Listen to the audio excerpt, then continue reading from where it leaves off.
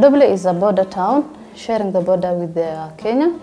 It experiences heavy migration flows. Much like the rest of the country, it's prone to periodic flooding and drought, as well as conflict and security.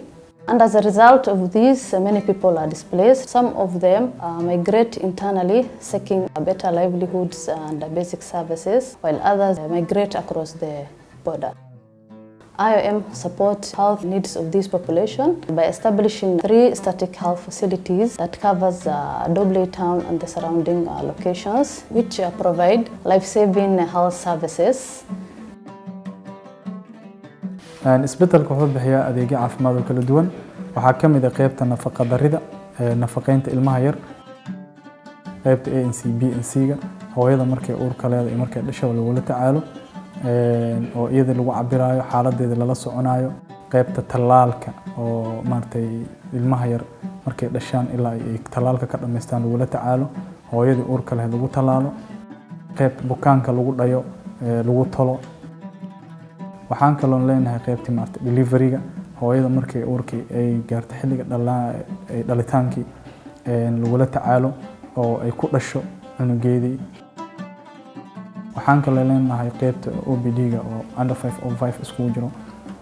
waxaan kaloo leenahay qaybta dadka waaweynka lagula tacaalo, lagu screen gareeyo PPD mashiintii iyo xanuunaha dhiig karka, sokorta iyo xanuunaha kale general disease-ka lagu siiyo daawadooda, lagu consultation lagu sameeyo.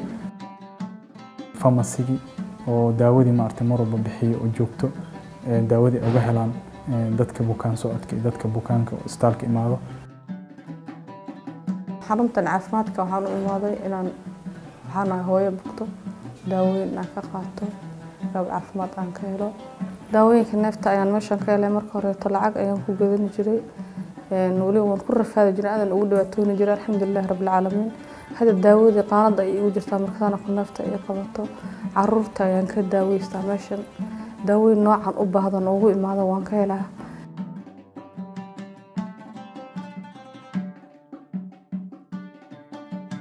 In addition to these, I established mobile health clinics that serves the population who are living in far settlements. This mobile health clinic replenish its weekly medical supplies from Waberi Health Center, which is based in Doble main town. caqabadaha ugu weyn oo maartay aan la kulano waxaa ka mid qolashii maamadii markay dhasho kale la seexin lahaa way ugu yar yihiin. marmar waxaa la kulmaa hooyadii markay dhasho kale in unugii oxygen u baahan yahay oo u baahan yahay mashiinta kale oo nebulizer machine. mashiimahaas iyana ma haysano, isbitaalkeena uu ka maqan yihiin. habeenkii oo kale haddaan ku dari lahayn umulisooyinkii way ugu yar lahayn, kaafa garan lahaa qaybta habeenkii inay ku dhalaan hooyadii. bukaanno waxaa jiraan oo mar walba isbitaalka imaadaan oo aad u xanuunsan oo maartay u baahan inay daawadii ku qaataan bed rest, inay sariirta ku qaataan daawadii. iyadana ma haysano qolal maartay nagu filan oo aan ku seexino patientiga daawadiisa uu ku qaato inpatient wards. wards kaas ma haysano.